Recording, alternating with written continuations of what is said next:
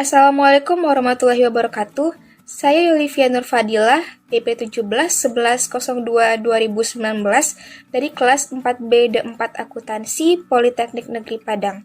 Pada kesempatan kali ini, saya akan menjelaskan mengenai literatur review dari topik yang saya teliti, yaitu analisis faktor-faktor yang mempengaruhi kecenderungan kecurangan akuntansi pada sektor pemerintahan, persepsi, pegawai, Badan Pendapatan Daerah Kota Padang. Baiklah, pada bagian pertama ini, saya akan menjelaskan mengenai pendahuluan, di mana yang pertama yaitu kecenderungan kecurangan akuntansi, di mana kecurangan atau yang sering dikenal dengan istilah fraud merupakan suatu bentuk tindakan yang dilakukan secara sengaja oleh pihak individu atau kelompok yang menimbulkan kerugian bagi pihak yang terkait dan memberikan keuntungan bagi pelaku tindak kecurangan. Terdapat dua jenis tindak kecurangan, yakni kecurangan secara eksternal dan juga secara internal. Kecurangan eksternal ini merupakan kecurangan yang dilakukan oleh pihak luar terhadap suatu perusahaan atau entitas, seperti kecurangan yang dilakukan pelanggan terhadap usaha, wajib pajak terhadap pemerintah, sedangkan kecurangan internal adalah tindakan ilegal yang dilakukan oleh karyawan, manajer, eksekutif, terhadap perusahaan tempat mereka bekerja. Selanjutnya yaitu Fraud Triangle Theory. Penelitian ini menggunakan teori Fraud Triangle sebagai dasar teori utama. Berdasarkan teori ini, terdapat 3 faktor yang menyebabkan seseorang melakukan kecurangan. Ketiga faktor tersebut digambarkan dalam segitiga kecurangan. Dalam Tuana Kota pada tahun 2007, menjelaskan bahwa Fraud Triangle adalah model untuk menjelaskan faktor-faktor yang menyebabkan seseorang melakukan kecurangan pekerjaan termasuk korupsi. Konsep segitiga kecurangan ini pertama kali diperkenalkan oleh Donald R. Creasy pada tahun 1953 dalam Tuana Kota pada tahun 2007, yang menyimpulkan bahwa kecurangan secara umum mempunyai 3 sifat dalam teori ini, yaitu tekanan atau pressure, kesempatan atau opportunity, dan rasionalisasi atau rationalization. Yang pertama yaitu tekanan atau pressure, di mana tekanan atau pressure ini merupakan motivasi seseorang untuk melakukan kecurangan yang bisa saja dikarenakan tuntutan gaya hidup, ketidakberadaan dalam soal keuangan, mencoba-coba untuk mengalahkan sistem, dan ketidakpuasan bekerja. Jenis fraud ini bisa bersifat eksternal maupun internal. Tekanan eksternal misalnya adalah beban hutang atau tagihan yang harus segera dilunasi, serta keinginan memiliki sesuatu secara berlebihan, gaya hidup mewah, dan perilaku yang terlarang seperti berjudi, ketergantungan narkoba, atau perselingkuhan. Sedangkan tekanan internal dalam bentuk beban kerja yang terlalu tinggi atau kesibukan yang terlalu padat untuk mencapai target finansial perusahaan atau instansi. Selanjutnya yaitu kesempatan atau opportunity.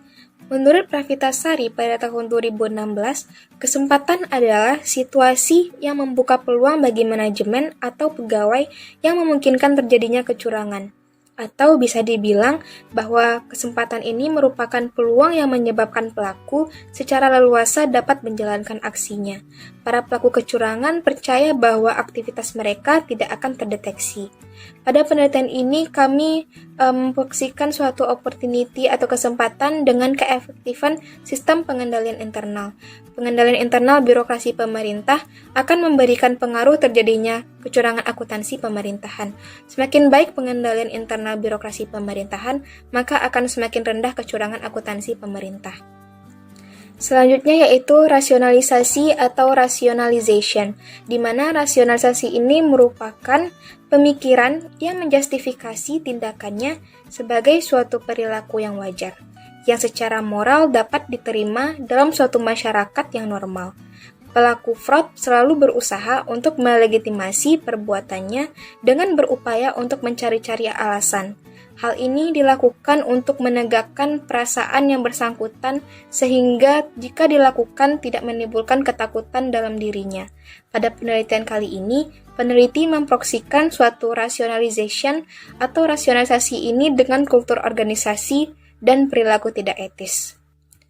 Selanjutnya juga dibahas penelitian terdahulu yang telah membahas topik ini sebelumnya. Dalam penulisan penelitian ini, peneliti mengacu kepada penelitian terdahulu Rifki Mirza Zulkarnain pada tahun 2013 yang berjudul Analisis Faktor yang mempengaruhi terjadinya fraud pada Dinas Kota Surakarta yang dilakukan kepada 115 pegawai instansi pemerintahan di Kota Surakarta. Teknik pengambilan sampelnya sendiri menggunakan kuota sampling, serta pengumpulan data dilakukan dengan menggunakan kuesioner. Hasilnya menunjukkan bahwa terdapat pengaruh negatif antara keefektifan sistem pengendalian internal dengan fraud di sektor pemerintahan. Terdapat pengaruh negatif antara kesesuaian kompensasi dengan fraud di sektor pemerintahan. Tidak terdapat pengaruh antara kultur organisasi dengan fraud di sektor pemerintahan. Terdapat pengaruh positif antara perilaku tidak etis dengan fraud di sektor pemerintahan. Terdapat pengaruh negatif antara gaya kepemimpinan dengan fraud di sektor pemerintahan.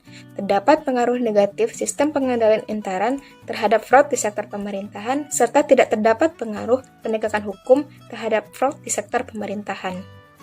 Selanjutnya, hal ini juga sejalan dengan penelitian Muhammad Rizky Kurnia Adi, Komala Ardiani, dan Arum Ardianingsih pada tahun 2016, yang melakukan penelitian yang berjudul Analisis Faktor-Faktor Penentu Kecurangan pada Sektor Pemerintahan Studi Kasus pada Dinas Pendapatan Pengelolaan Keuangan dan Aset Daerah. Dengan metode pengumpulan data dilakukan dengan purposive sampling kepada 35 responden. Hasilnya menunjukkan bahwa asimetri informasi dan komitmen organisasi berpengaruh signifikan terhadap kecurangan atau fraud.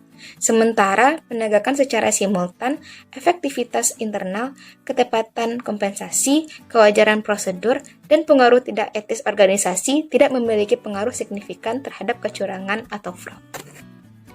Berikutnya penelitian Dian Mustika, Sri Hastuti, dan Sucahyo Heriningsih pada tahun 2016 yang berjudul Analisis Faktor-Faktor yang Mempengaruhi Kecenderungan Kecurangan atau Fraud Persepsi Pegawai Dinas Kabupaten Waikanan Lampung yang dilakukan kepada 45 pegawai pemerintah Kabupaten Waikanan Lampung yang bekerja di bagian keuangan dengan metode pengambilan sampel menggunakan purposive sampling serta menggunakan kuesioner untuk mengumpulkan data.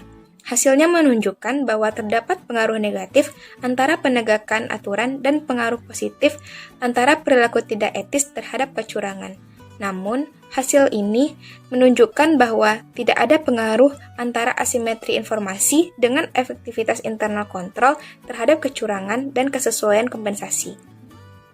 Selanjutnya, Rio Prambudi, Bayu Dewangkoro, dan Susi Dwi Mulyani pada tahun 2017 juga melakukan penelitian yang berjudul Analisis Faktor-Faktor yang Mempengaruhi Terjadinya Kecurangan pada Sektor Pemerintahan, Studi Penelitian pada Kementerian Perdagangan, yang dilakukan kepada sejumlah 32 pegawai keuangan di pemerintah Kabupaten Banyuwangi, di mana teknik pengambilan sampelnya menggunakan purposive sampling, serta pengumpulan data dilakukan dengan menggunakan kuesioner.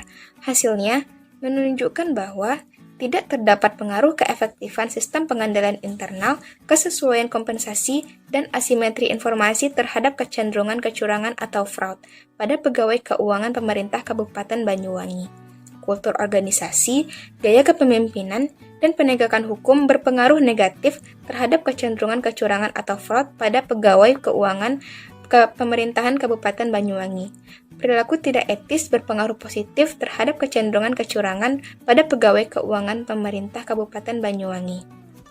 Dalam penelitian lain, Fitria Febriani dan Dini Suryandi pada tahun 2019 yang berjudul Analisis Faktor-Faktor yang Berpengaruh Terhadap Kecenderungan Kecurangan atau Fraud Persepsi Pegawai pada Dinas Kota Tegal yang dilakukan kepada seluruh pegawai negeri sipil yang bekerja di 14 Dinas Kota Tegal yang menggunakan teknik pengambilan sampel convenience sampling dan responden dalam penelitian ini berjumlah 139 pegawai yang bekerja di 14 Dinas Kota Tegal.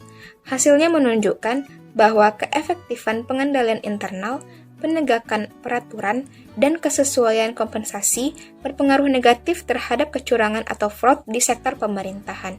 Sedangkan komitmen organisasi tidak berpengaruh terhadap kecenderungan kecurangan atau fraud di sektor pemerintahan. Selanjutnya, Wawan Setiawan, Nasron Alfianto, dan Willianto Kartikokusumo pada tahun 2019 juga melakukan penelitian yang berjudul Faktor-faktor yang mempengaruhi terjadinya fraud di sektor pemerintahan pada Dinas Kota Semarang, yang dilakukan kepada 110 pegawai instansi pemerintahan di Kota Semarang, di mana teknik pengambilan sampel dilakukan menggunakan convection sampling, serta pengumpulan data dilakukan dengan menggunakan kuesioner. Hasilnya menunjukkan bahwa pengaruh negatif antara gaya kepemimpinan dengan fraud di sektor pemerintahan, terdapat pengaruh negatif antara keefektifan pengendalian internal dengan fraud di sektor pemerintahan, terdapat pengaruh negatif antara komitmen organisasi dengan fraud di sektor pemerintahan, terdapat pengaruh negatif antara kesesuaian kompensasi dengan fraud di sektor pemerintahan, terdapat pengaruh negatif antara budaya etis organisasi dengan fraud di sektor pemerintahan, serta tidak terdapat pengaruh antara penegakan hukum dengan fraud di sektor pemerintahan. Selanjutnya, menurut Ardian Bartan Putra pada tahun 2016, dalam penelitiannya yang berjudul Pengaruh Kesesuaian Kompensasi, Ketaatan Akuntansi, dan Asimetri Informasi terhadap Kecenderungan Kecurangan Akuntansi, Studi Empiris pada SKPD Kota Bukit Tinggi, yang dilakukan kepada seluruh SKPD yang ada pada Kota Bukit Tinggi, yaitu sebanyak 32 SKPD. Di mana sampel dalam penelitian ini menggunakan teknik pengambilan sampel yaitu total sampling. Hasilnya menunjukkan bahwa kesesuaian kompensasi tidak berpengaruh terhadap kecenderungan kecurangan akuntansi. Ketaatan akuntansi berpengaruh signifikan negatif terhadap kecenderungan kecurangan akuntansi, dan asimetri informasi berpengaruh signifikan positif terhadap kecenderungan kecurangan akuntansi.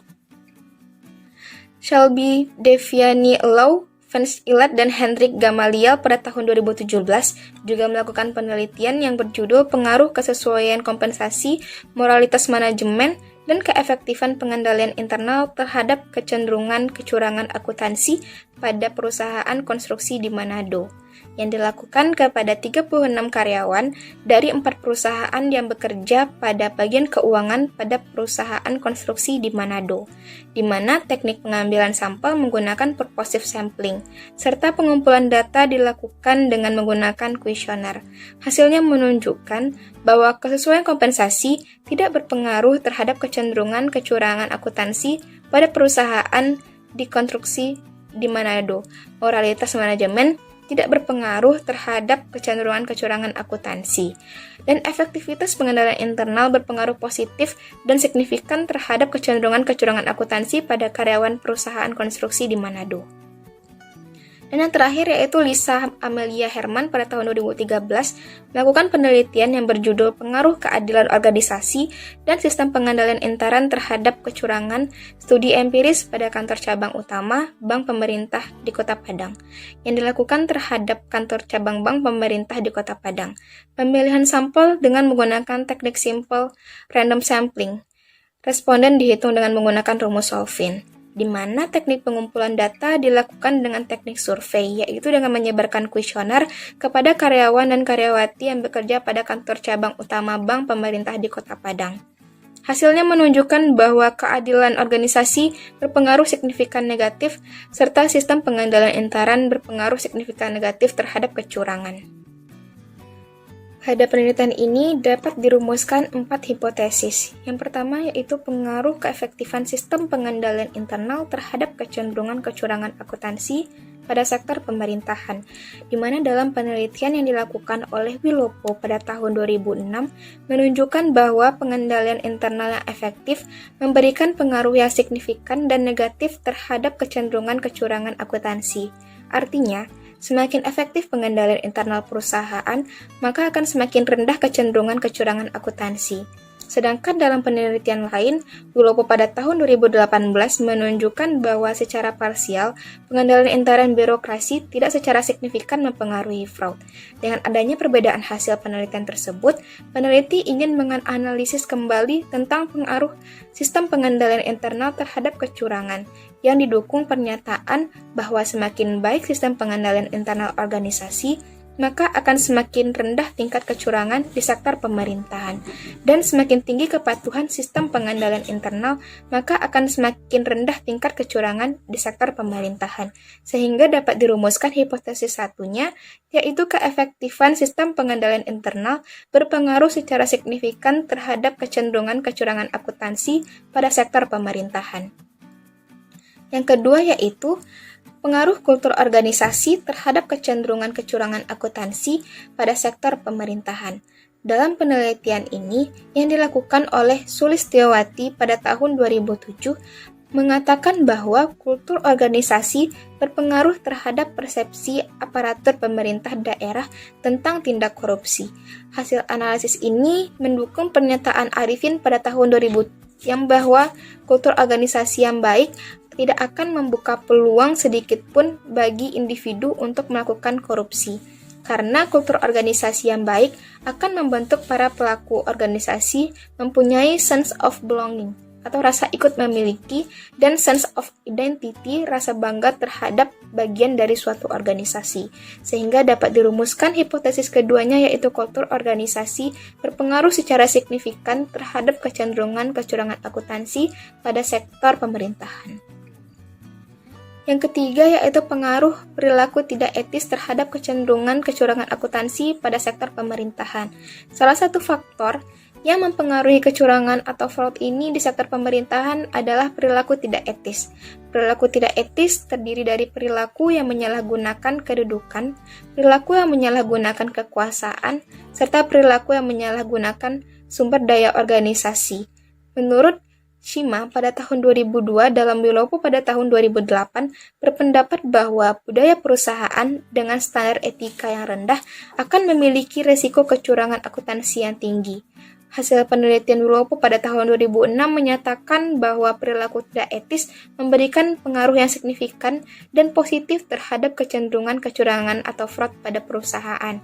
Sedangkan dalam penelitian Wilopo pada tahun 2008 menyatakan bahwa perilaku tidak etis memberikan pengaruh positif terhadap kecenderungan kecurangan tetapi tidak signifikan. Perilaku tidak etis memberikan pengaruh yang positif terhadap kecenderungan kecurangan di sektor pemerintahan. Dengan demikian, dapat disimpulkan bahwa perilaku tidak etis dari birokrasi atau manajemen akan memberikan pengaruh terhadap kecenderungan kecurangan akuntansi pemerintahan. Semakin tinggi tingkat perilaku tidak etis birokrasi, maka akan semakin tinggi tingkat kecurangan akuntansi pemerintahan. Maka dari itu, dapat dirumuskan hipotesis ketiga, yaitu perilaku tidak etis berpengaruh secara signifikan terhadap kecenderungan kecurangan akuntansi pada sektor pemerintahan. Dan yang terakhir yaitu gaya kepemimpinan terhadap kecenderungan kecurangan akuntansi pada sektor pemerintahan. Menurut Koso pada tahun 2004, lingkungan yang etis dari suatu organisasi meliputi aspek dari gaya kepemimpinan top manajemen dalam mencapai sasaran organisasionis, nilai-nilai mereka, dan gaya manajemen atau kepemimpinannya.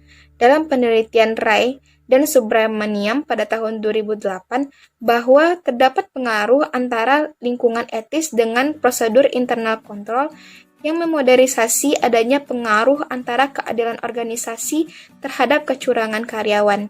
Dari adanya penelitian tersebut, peneliti tertarik menguji apakah ada pengaruh secara langsung antara gaya kepemimpinan terhadap terjadinya fraud di sektor pemerintahan, dengan asumsi bahwa semakin baik gaya kepemimpinan dalam suatu organisasi, maka akan semakin rendah tingkat terjadinya fraud dalam organisasi tersebut.